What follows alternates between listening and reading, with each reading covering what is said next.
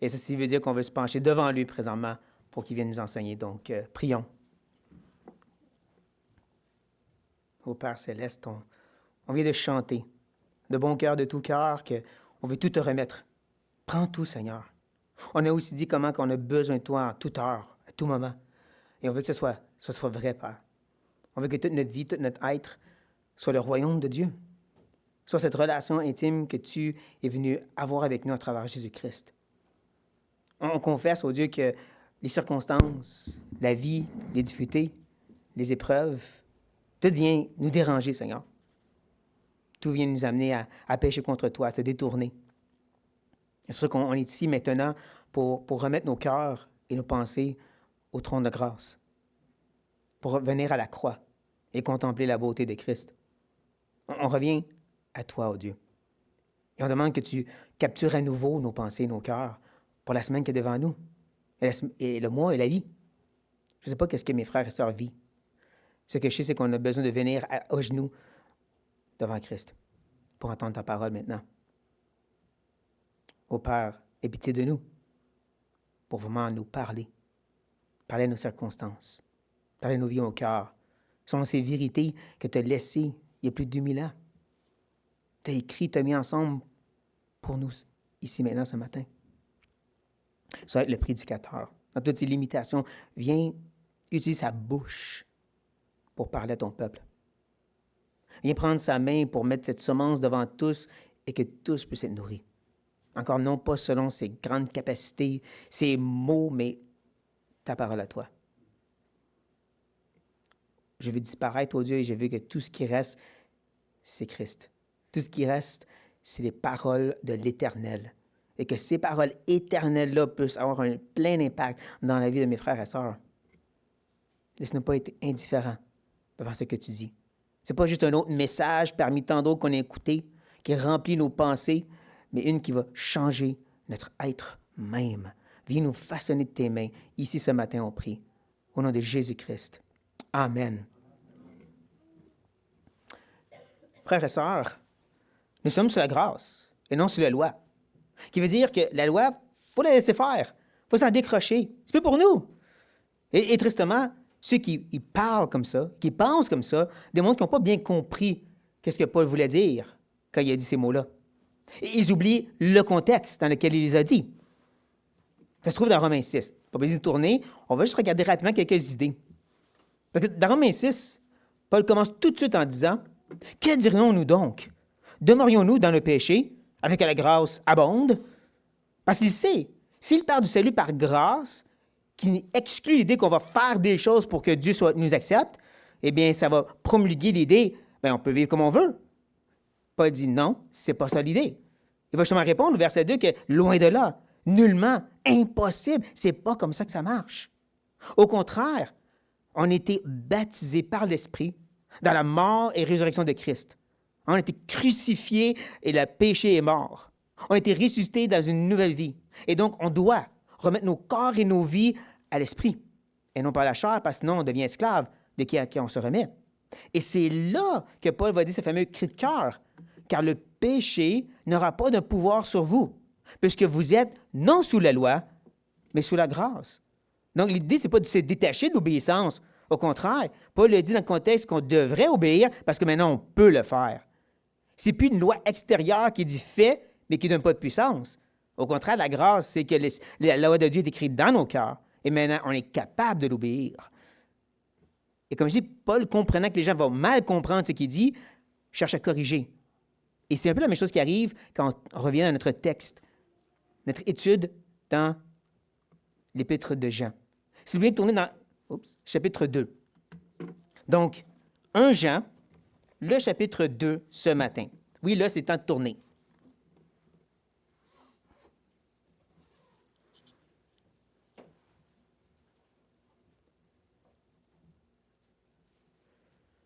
Donc, on a déjà vu que Jean voulait un peu expliquer des choses. Et quand il arrive dans le chapitre 2, il veut corriger ce qui peut être mal compris. Même que, je dirais, les divisions de chapitres ne sont pas toujours parfaites. Il y a un sens où est-ce que le chapitre 2 ne devrait pas être marqué ici. Parce que les versets 1 et 2, c'est un peu comme la conclusion de sa dernière discussion.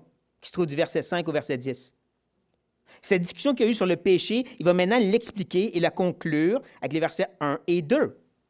Mais il n'a pas fini là. Comme j'ai pu le mentionner, l'épître de Jean contient 2 points principaux répétés encore et encore. La vérité et la vie. La connaissance et l'obéissance. Il vient de discuter sur la connaissance, comprendre bien c'est quoi le péché. Mais maintenant, à partir du verset 3, il va se lancer sur l'obéissance à nouveau. C'est pour ça, ce matin, je vais regarder un gros morceau, les versets 1 à 6. On va conclure sur la vérité pour ensuite se lancer dans la vécu, puis voir comment ça va ensemble, ça se complète. Ce n'est pas un ou l'autre, c'est un et l'autre. Mais on veut le comprendre dans le contexte. C'est pourquoi je vais lire du chapitre 1, verset 5, jusqu'au chapitre 2, verset 6.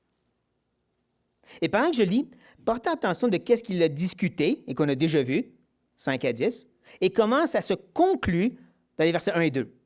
Pour ensuite voir comment Paul se lance à nouveau dans une discussion sur l'obéissance à partir du verset 3. C'est beaucoup de devoirs, je le sais, mais je lis à partir du verset 5, comme j'ai dit, du chapitre 1. La nouvelle que nous avons apprise de lui et que nous vous annonçons, c'est que Dieu est lumière et qu'il n'y a point en lui de ténèbres. Si nous disons que nous sommes en communion avec lui et que nous marchons dans les ténèbres, nous mentons et nous ne pratiquons pas la vérité.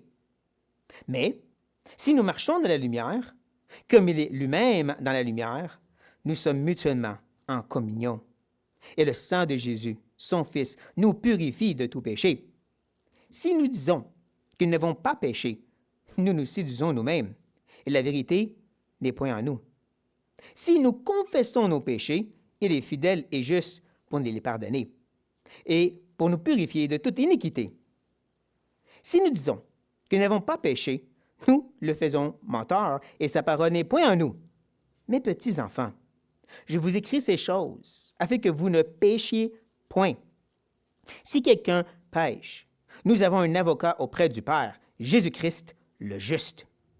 Il est lui-même une victime expiatoire pour nos péchés, non seulement pour les nôtres, mais aussi pour ceux du monde entier.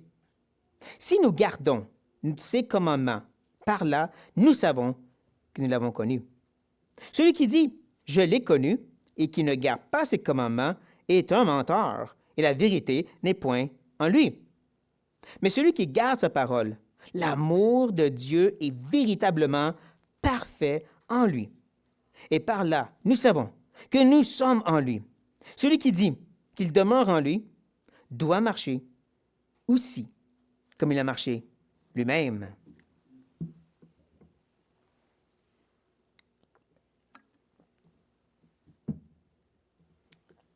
Comme j'ai mentionné, Jean fait un peu comme Paul a fait dans Romains, mais aussi dans Galates et dans Corinthiens.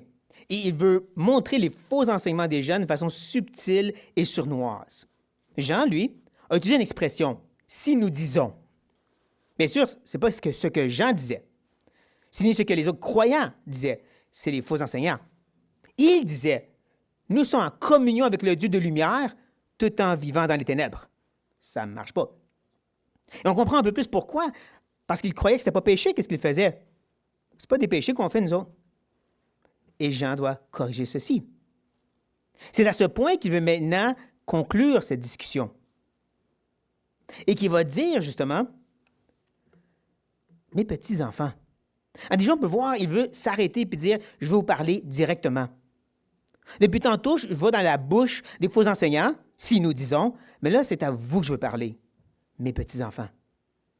Un terme d'affection que Jean va utiliser énormément à travers l'Épître.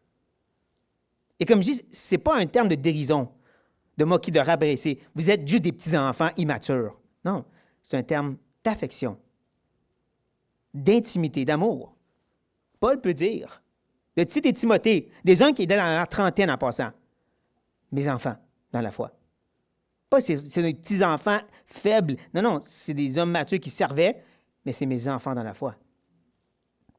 À Thessalonique, une église qui était quand même jeune, où est-ce que Paul avait œuvré pendant quelques semaines avant qu'il ait dû se sauver, il va dire ceci à cette église. « Mais nous avons été pleins de douceur au milieu de vous, de même qu'une nourrice prend un tendre soin de ses enfants. Un nourrice, c'est comme une infirmière qui s'occupe des bébés. Il n'est pas en train de dire, vous êtes des bébés. Il dit, je me suis occupé de vous de cette façon parce que je vous chéris de cette façon. Plutôt, il va dire qu'il était comme un père auprès d'eux. Et c'est un peu la même chose que Jean dit. Même que ne manquez pas mes petits-enfants. À moi. Je vous chéris d'une façon particulière. Vous êtes important à mes yeux. Et c'est à vous que je veux parler maintenant. J'ai quelque chose à vous dire. Je vous ai écrit ces choses. Quelles choses? Qu'est-ce qui vient avant? Le chapitre 1 en entier? Ou qu'est-ce qui vient après? Chapitre 2 au chapitre 5? Ma réponse est claire. Oui. Hein? Les deux. C'est autant le chapitre 1 que le chapitre 2 à 5. En un mot, c'est l'épître au complet. Je vous ai écrit toutes ces choses-là. Je vous ai écrit cette épître-là avec un but. Et déjà, dès le début du chapitre 1, on a vu que Jean veut aller au but. Hein, il leur a présenté Jésus pour leur dire que le but de ceci, c'est pour qu'ils comprennent que c'est là que la communion entre nous se trouve, en Christ. Il a continué au verset 4 pour leur dire justement que d'être en communion avec le Père par le Fils, c'est là que la joie. Tu veux avoir la joie, ça se trouve en Christ. Voici le but pour que j'ai dit ces choses. Bien, je vous ai écrit ces choses afin que... Le but, vous ne péchiez point. Comme je dis, Jean est en train, dans un sens au moins, de corriger des mauvaises compréhensions de ce qu'il a déjà dit. Parce qu'avant, il parlait du fait que personne n'est sans péché. Et quand on pêche, on confesse et Dieu va pardonner. Qu'est-ce qui arrive quand tu dis ça à des gens? Ben donc, on peut pécher, Dieu va me pardonner. Et donc, on doit corriger cette erreur-là. Hein, la fameuse idée de si tu donnes à quelqu'un 1 centimètre, il va en prendre 1 mètre. On va toujours en prendre plus. Jean doit corriger ça. Je vous ai écrit ces choses, pas pour vous justifier le péché, pour vous ne péchez point. Mais je dirais que c'est encore plus que ça. C'est encore plus que ça à cause des faux enseignants. Je l'ai mentionné tantôt, hein? Eux disaient qu'ils vivaient dans les ténèbres, mais ce n'était pas péché. Parce qu'il y avait cette notion justement que qu'est-ce qui se passe dans le corps, c'est correct. C'est pas vraiment péché d'agir de cette façon. Et Jean doit corriger cette erreur.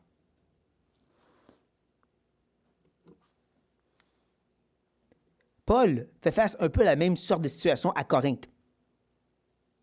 Vous savez probablement qu'à chapitre 5, j'ai été un peu trop vite ici, mais dans le chapitre 5, Paul il parle de cet homme qui vit dans la fornication et que l'Église n'a pas de problème avec ça. Puis on se dit, comment est-ce que l'Église peut avoir aucun problème que quelqu'un qui vit en fornication? C'est parce qu'on apprend au chapitre 6 qu'une bonne partie de ces hommes célibataires allaient vers les prostituées du temple. Eux autres aussi n'avaient pas de problème avec le péché. Et c'est en avançant au chapitre 6 que tu comprends pourquoi. Tout m'est permis, mais tout n'est pas utile. Tout m'est permis, mais je me laisserai asservir par quoi que ce soit. La première partie, tout m'est permis, c'est qu'est-ce que les faux enseignants étaient en train de dire à Corinthe. Vivez comme vous voulez, ça n'a pas de problème. Paul dit, attends, ça ne marche pas comme ça. Tout m'est pas utile et on ne veut pas devenir esclave de ces choses. Et encore plus au verset 13. Les aliments sont pour le ventre. Et le ventre pour les aliments. Et Dieu détruira l'un comme l'autre. Ça encore, c'est les faux enseignants. Ces hommes disaient justement, le corps, ça va être détruit, faites ce que vous voulez avec le corps. C'est fait pour manger, c'est fait pour forniquer, profitez-en. Non. Mais le corps n'est pas pour l'impudicité. Ça, c'est Paul. Il est pour le Seigneur, et le Seigneur pour le corps. Et c'est ensuite qu'il va dire justement que le corps, c'est le temple du Saint-Esprit. Donc, il est en train de détruire ce faux enseignement. Des décennies avant justement que Jean y fait face aussi. Comme je dis, ces gens qui disaient « vis comme vous voulez », parce que de toute façon, si c'est dans le corps, ça ne compte pas. Qu'est-ce qu'il dit encore, Jean? Je vous ai écrit ces choses afin que vous ne péchiez point. Je veux détruire ces faux raisonnements-là. Je veux défaire cette idée que qu'est-ce que tu fais dans le corps, c'est correct. Le corps, c'est fait pour profiter de la vie. Jean dit non, ça c'est péché, et je vous écris ces choses, vous ne péchez point. Ça peut être lourd un peu. Ça peut être lourd l'idée que je dois vivre sans péché. Y a-t-il quelqu'un ici qui pense qu'il l'a fait? OK, personne ne levait la main. Je suis content de voir ça. Et c'est pour ça que j'aime que Jean, encore une fois, va revenir à cette belle vérité qu'il a déjà mentionnée. Et si quelqu'un a péché, ça va arriver. Ça me permet même de faire une petite parenthèse pour un instant. Parce que quand on entend cette idée-là, cette idée que ce que tu fais dans le corps, la fornication, l'alcool, ah ouais, amuse-toi, c'est correct. On dit, bien, voyons, dans l'Église, on ne ferait jamais ça. On ne pense pas comme ça ici. Donc, on a comme poussé à côté et dire, c'est pas pour nous, ça. C'est vrai que c'est plus dans l'Église, ces idées-là, mais il y a une autre version. Où est-ce qu'on se concentre sur les choses extérieures, puis on va contre ces choses-là. On les dénonce 100%.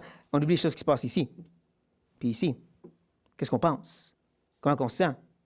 Hein, l'impatience, les frustrations, la colère qu'on n'a pas nécessairement faite à quelque chose, mais qu'on l'a eu dans le cœur. Mais la médisance. M. Jerry Bridges a écrit un livre très intéressant appelé « Les péchés respectables », où est-ce qu'il cherche à dénoncer justement la tendance dans l'Église d'élever certains péchés et de complètement nier les autres, comme la médisance. Je fais une parenthèse en revenant sur si quelqu'un a péché, ouais, moi. Merci. Pas besoin de lever la main. C'était juste pour dire que c'est le cas pour tout le monde. C'est la réalité. Et c'est pour ça que j'aime qu'il nous rappelle, nous avons un avocat auprès du Père. Nous avons quelqu'un qui prend notre défense. C'est un terme qui parle justement de celui qui vient proche et qui devient justement notre défenseur, comme un avocat en cour. C'est qui? Jésus-Christ.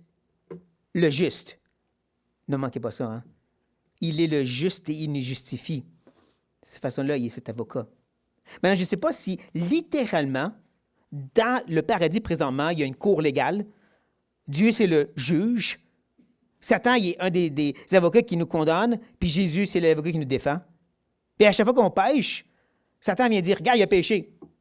Puis Jésus dit, non, mon sang l'a couvert. Puis le Père dit, acquitté. Je ne sais pas. Je pense pas. Je crois que c'est une image que Jean veut nous donner pour nous rappeler comment Christ est notre justice. Il est notre défense même, pas juste l'avocat, il est la défense en soi, que tout est centré sur Christ. Comme il va continuer à dire, il est lui-même une victime expiatoire. Ne manquez pas la redondance ici, la répétition. Hein? De dire « il est », on sait déjà qu'il parle de Jésus. D'ajouter « lui-même », c'est répétitif, c'est redondant. Ça remet l'accent sur qui? Jésus. Il est lui-même. Celui qui était Dieu, celui qui est le Fils de Dieu, qui a décidé de devenir cette victime expiatoire. Certaines traductions vont marquer ici « propitiatoire ». Les deux, c'est la même chose, dans un sens. Expier, c'est de couvrir le péché, comme par le sang de Jésus. Propitiation, c'est de couvrir pour enlever la colère qui devrait tomber sur nous. Jésus a fait ça à la croix, les deux bords de cette médaille. Il a couvert notre péché par son sang et sa mort. Il a bien sûr pris la colère de Dieu, il nous a justifiés en ressuscitant. Les deux sont inclus dans ce que Christ a fait. Mais ne manquez pas, l'accent doit être mis sur lui. C'est tellement important qu'il faut le mettre dans notre poche.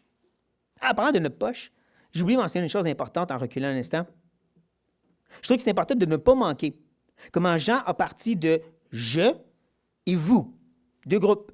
« Je vous écris » et « vous avez péché ». Pour ultimement dire quoi? Nous. Encore qu'il ait fait au chapitre 1. Je, vous. J'ai fait des expériences, je vous invite à venir pour qu'on devienne nous. Il le fait encore ici. Le nous parle de Jean et des personnes à qui il écrit. Vous avez pris note, hein? Vous l'avez mis dans votre poche. On a les deux poches pleines. On continue à avancer. Parce que c'est là qu'il va ajouter que cette victime expiatoire est pour nos péchés. À qui il fait référence quand il dit « nos péchés » ? C'est-tu nous ici ce matin?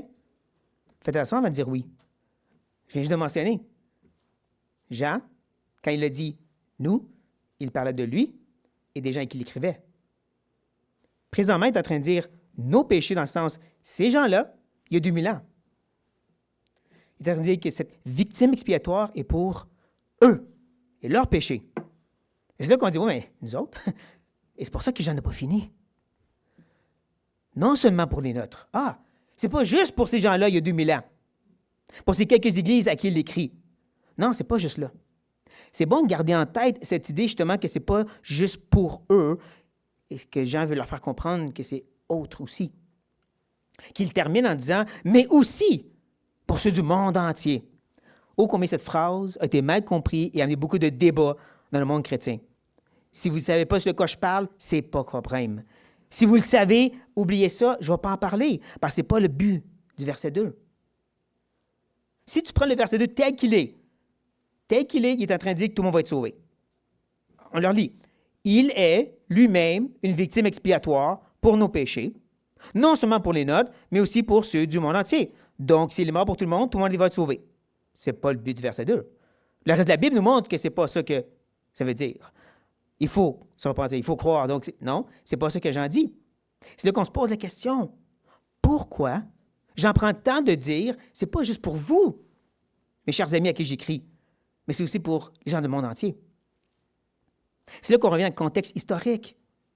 Ces faux enseignants-là, une autre des choses qu'ils disaient, c'est que nous avons contact avec un Dieu que personne d'autre connaît. Le Dieu qui est par-dessus Jésus, le Dieu qui est même par-dessus l'Éternel, le Dieu de l'Ancien Testament. Il est caché derrière ça et nous, on le connaît. Et si vous suivez nos méthodes et nos enseignements, vous aussi pouvez rentrer en contact avec lui. C'est très exclusif comme idée et très particulier à ces gens-là qui écoutaient ces enseignants-là. Il y avait peut-être d'autres gnostiques qui se promenaient, mais eux avaient leur propre méthode et leur propre Dieu. Non, ce que eux leur donnaient était exclusif et particulier.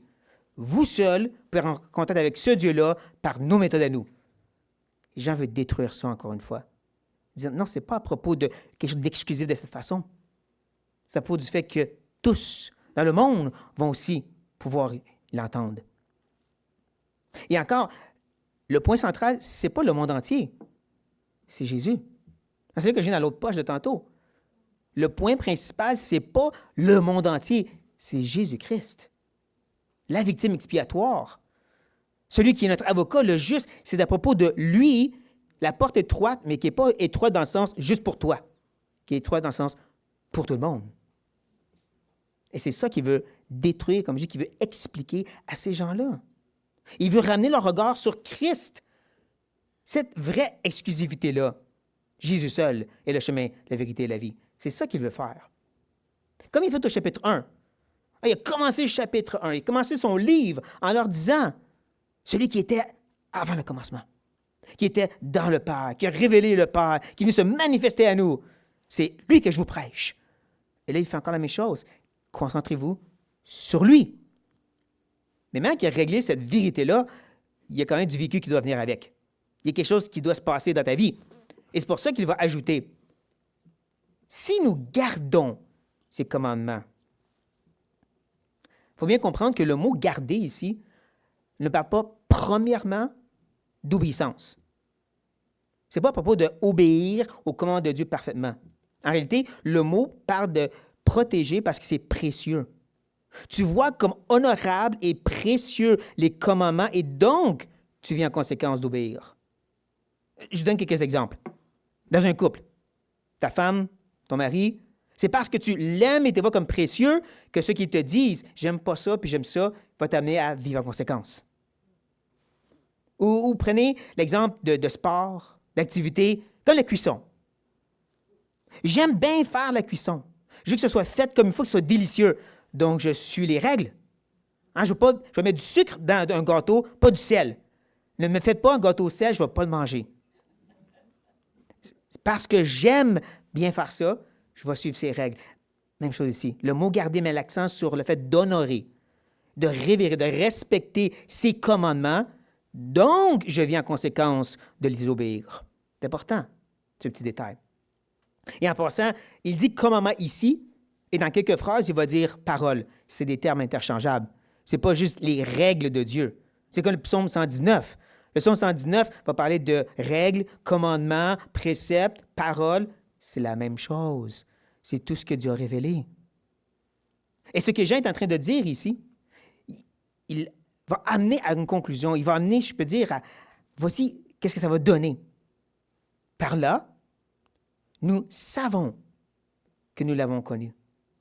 Et ne manquez pas la répétition ici de synonymes. Savoir et connaître. Une certitude de vraiment être dans cette communion intime avec ce Dieu. Hein, c'est ça l'idée de connaître ici, c'est une relation intime, cette connaissance qui est intime. Tu vas avoir cette certitude que tu l'as. Tu vas savoir que c'est là. Comment? Parce que tu honores et tu cherches en pratique ses commandements, sa parole. Jean il est inspiré de Jésus.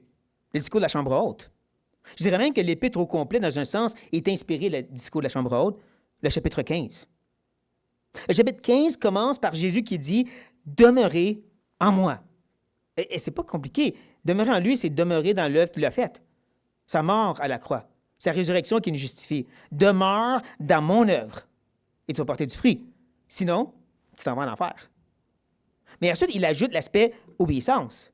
Puis il dit « Si vous gardez mes commandements, vous demeurerez dans mon amour, de même que j'ai gardé les commandements de mon Père et que je demeure dans son amour. » Vous comprenez que ce n'est pas l'idée de mériter l'amour, parce que Jésus n'a pas mérité l'amour de son Père, il l'a toujours eu. Non, il a resté dans cet amour qu'il a toujours eu par l'obéissance. Il a vu ces lois de l'Éternel comme les paramètres que Dieu avait donnés pour dire, ici, c'est vivre dans la lumière avec moi. Je suis saint, je vis comme ça, tu veux vivre avec moi, tu vis comme ça aussi, parce que c'est là que moi je suis. Jésus dit la même chose pour nous. Si tu reconnais les lois de l'Éternel, sa parole, ses enseignements, comme les paramètres que Dieu nous donne pour dire, voici où j'habite moi. Voici les murs de ma maison. Tu veux être dans ma maison? C'est ça. C'est cette parole-là, ces enseignements, ces vérités. C'est là que ça va demeurer. C'est là que moi, je vais être avec vous. Si tu reconnais ça, tu vas vivre en conséquence. Et c'est ça que j'étais en train de dire. Et bien sûr, il veut contrebalancer. Il veut contrebalancer et revenir sur ceux qui disent. Déjà, on pense à « Ah, ça fait référence aux faux enseignants. Hein, c'est eux qui disent, mais qui vivent tout croche. » Et c'est pour ça que quand tu entends « celui qui dit », tout de suite, tu aurais pensé « Ah oui, ceux qui disent être en communion avec le Dieu de lumière, mais qui vit dans les ténèbres. » Qui disent que ce n'est pas péché et qui se séduisent eux-mêmes. Celui qui dit « Je l'ai connu. J'ai une relation intime avec Dieu. Il me donne des révélations. J'ai des miracles à travers lui. » Celui qui dit ceci et qui ne garde pas ses commandements. Oh! Il n'a aucun désir d'honorer la parole de Dieu et de la mettre en pratique. Et bien comprendre ici, d'honorer sa parole et ses commandements, ce n'est pas juste prendre des versets ici et là et dire voilà qu'est-ce qu'on devrait faire. Ça, c'est de vraiment arracher la beauté, la splendeur de Dieu de sa révélation. Littéralement, d'y arracher des cheveux de la tête. Voyons. Non, Dieu s'est révélé de Genèse à l'Apocalypse. Il nous demande de prendre tout ça, tous ces livres, tous ces genres littéraires, il dit prends tout ça, et là, tu as la totalité de qui je suis. Pas des parties, c'est là.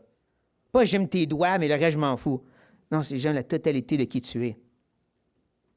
Et celui qui ne veut pas faire ça, qui ne veut pas justement honorer et plonger et connaître la profondeur de cette révélation pour la vivre,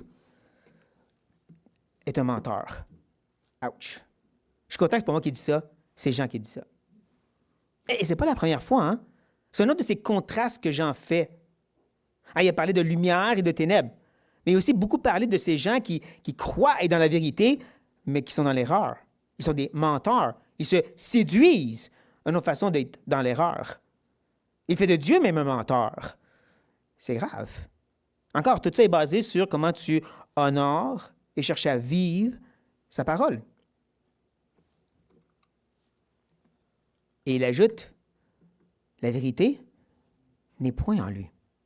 Ce n'est pas la première fois qu'il dit ceci. Et ce n'est pas la première fois non plus que je répète, ceci me fait penser au salut.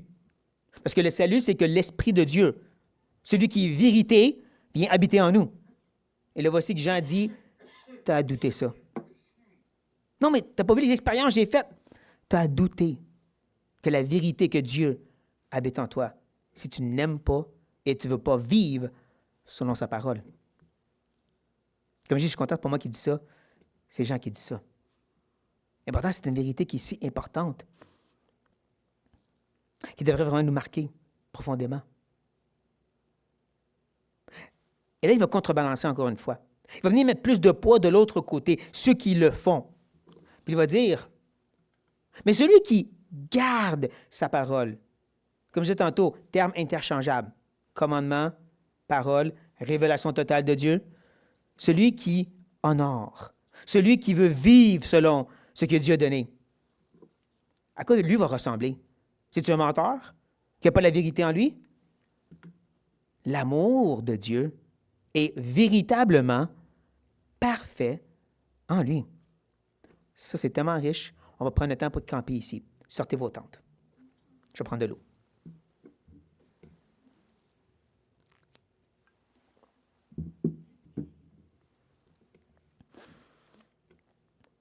Véritablement, pour bien contraster l'idée de mensonge qui était avant. Le fait que ces gens-là n'ont pas la vérité en eux. Toi, tu as quelque chose de véritable. C'est quoi qui est véritable? L'amour de Dieu. Encore, on se pose la question, est-ce que c'est l'amour que j'ai pour Dieu ou l'amour que Dieu a pour moi? Je vous dirais, c'est un débat que les commentaires faisaient souvent. Moi, je regarde le contexte. Depuis le début, nous avons vu que nous devons honorer, aimer, respecter sa parole et la mettre en pratique. Donc, c'est centré sur nous. Il me semble plus logique de dire que c'est l'amour que nous avons pour Dieu, ou que nous déclarons avoir pour Dieu. Cet amour qui se manifeste par l'obéissance, j'honore, je mets en pratique sa parole, semble être plus ce que Jean est en train de dire ici. Comme Jésus l'a mentionné aussi dans Jean 15. Si vous m'aimez, qu'est-ce que vous faites? Vous gardez mes commandements. Donc, il semble être ici cet amour que nous avons, que nous déclarons avoir pour Dieu et qui va venir véritablement parfait. Pas dans le sens qu'on va parfaitement aimer Dieu, parce que le mot ici parle vraiment de son exécution totale, de vraiment amener à son comble. On ne l'atteint pas sur la terre, mais on vise que de plus en plus, de la tête aux pieds, notre totalité dans nos désirs, nos choix, notre volonté, c'est d'aimer Dieu. Et ça se trouve quoi? On recule encore. Tu gardes, tu honores et tu cherches à vivre selon sa parole, et c'est ça qui va davantage et davantage et davantage nous remplir de cet amour qu'on a pour Dieu. Je t'aime, Dieu, puis je fais plein de choses pour toi. Oui, mais commence par ça. Regarde ma parole, vois comment elle est précieuse et vis-la. Non, mais je jeûne pendant 3 jours. Je prie une semaine au complet. Mets ça en pratique. Et tu vas me montrer comment tu m'aimes. Parce que c'est ça qui l'amène à son comble.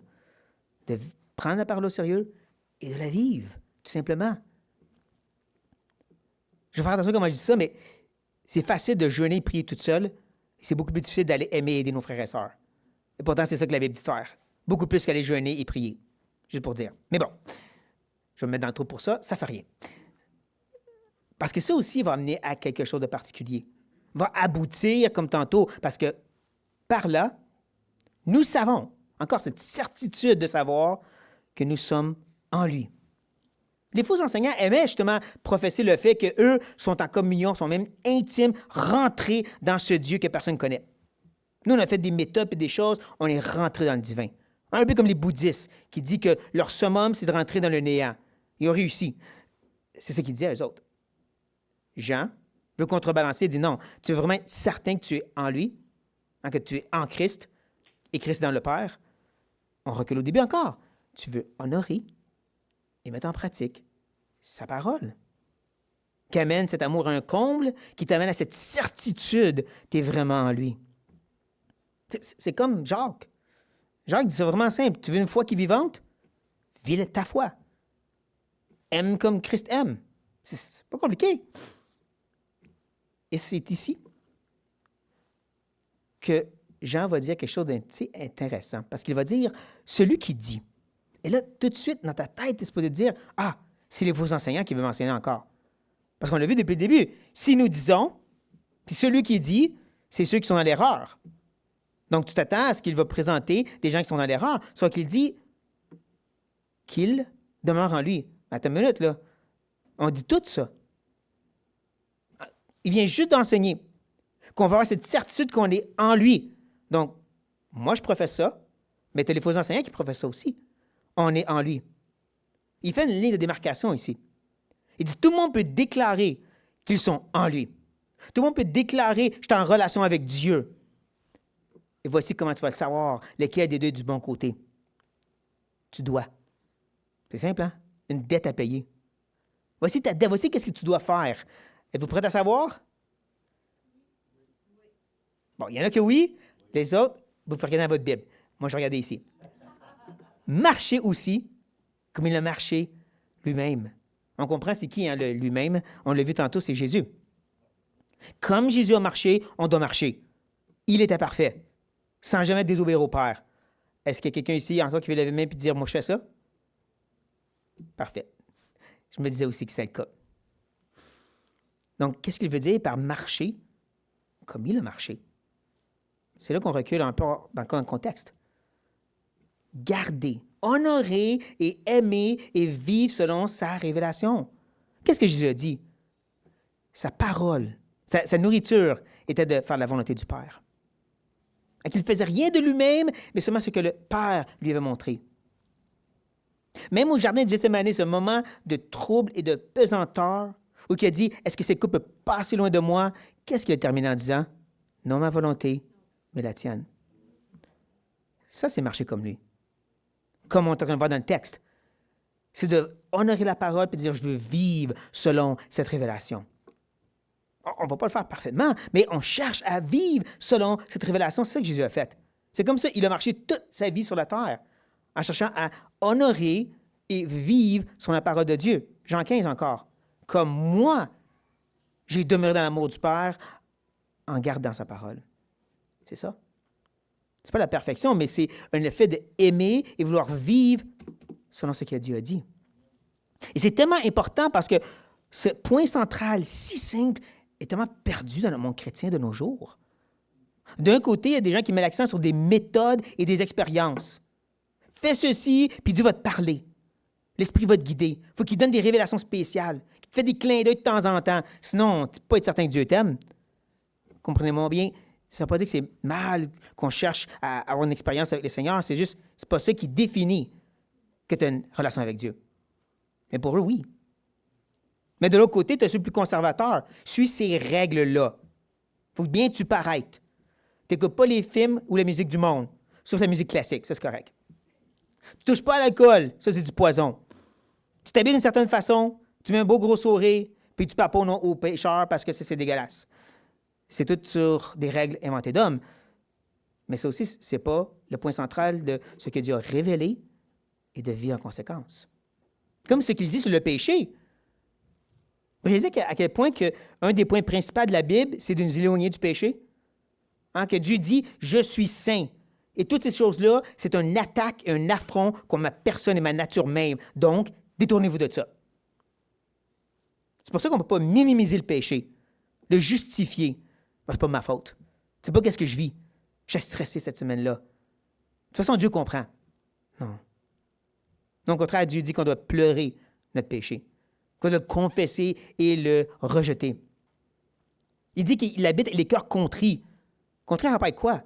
Le fait qu'ils sont attristés par leur péché. Comment ils sont attristés, qu'ils sont en train d'attaquer Dieu par qu'est-ce qu'ils font. Ça, c'est tout, hein? C'est pas juste les actions, c'est qu'est-ce qui passe dans le cœur et les pensées aussi. Et de se rappeler aussi la grâce. Dieu a pourvu un sauveur, un avocat, une victime expiatoire pour nous. C'est dans ça que tu te reposes. C'est pas en minimisant le péché, c'est en élevant la croix que là, tu goûtes à cette intimité avec lui. Comme je dis, ça fait partie de honorer et vivre selon sa parole. Ce n'est pas juste des règles fais et ne fais pas. Par exemple, quand on vit des difficultés, les fameuses épreuves et souffrances que nous vivons, je suis sûr qu'il y en a ici ce matin qui peut lever la main et donner des témoignages de ce qu'ils vivent. C'est là qu'on vient à la parole, hein? Qu'est-ce que Jacques nous dit? Voyez ces choses comme un sujet de joie. Pourquoi? Parce qu'ils produisent l'endurance, produisent cette persévérance. On est transformé à l'image de Christ. Toutes ces choses vont amener à ça. Ou comme Hébreu nous dit, quand Dieu nous châtie, pas nous punit, il nous travaille pour nous façonner l'image de Christ, on ne vient pas décourager. On regarde aux fruits. Il va nous transformer à son image. Comme Pierre aussi nous dit, Pierre qui crée à des gens qui sont en train de souffrir littéralement la persécution et la violence. Puis il leur dit tout ça, vous devez le voir comme une façon par laquelle Dieu purifie votre foi. Regardez à Christ, comme Hébreu nous dit encore une fois. L'auteur et le consommateur de notre foi et lever les bras, persévérer. Ça aussi, c'est aimer et vouloir vivre selon sa parole. Et ça, c'est qu'un exemple. Mais c'est ça l'appel que Jean est en train de dire pour avoir cette certitude qu'on a cette relation avec ce merveilleux Dieu.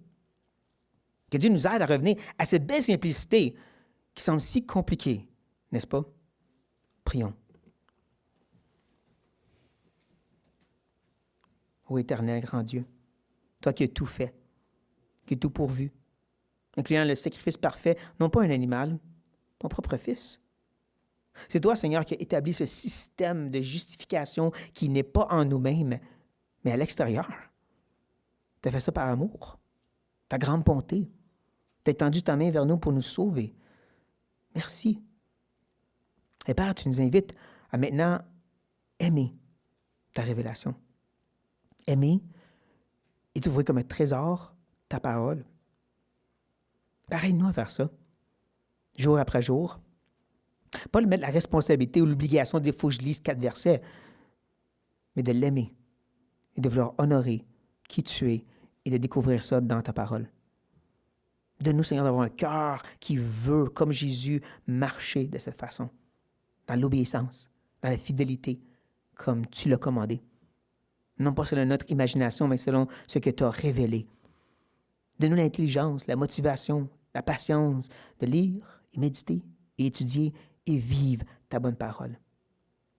Père, aide-nous à vraiment venir à cette révélation parce que, encore, je ne sais pas qu'est-ce que mes frères et sœurs vivent présentement. Je ne sais pas, ceux qui sont éprouvés et tannés, qui entendent ceci puis qui disent oui, mais tu ne sais pas qu'est-ce que je vis. Ramène-les à ta simple parole. Ramène-les à cet amour de ce que tu as dit et de faire confiance à tout ce que tu as révélé pour vivre en conséquence. Et c'est ça qui est notre plus grand bien. Rien d'autre. Rappelle-nous ces simplicités, ô Dieu. Encore et encore on prie. Au nom de Jésus-Christ. Amen.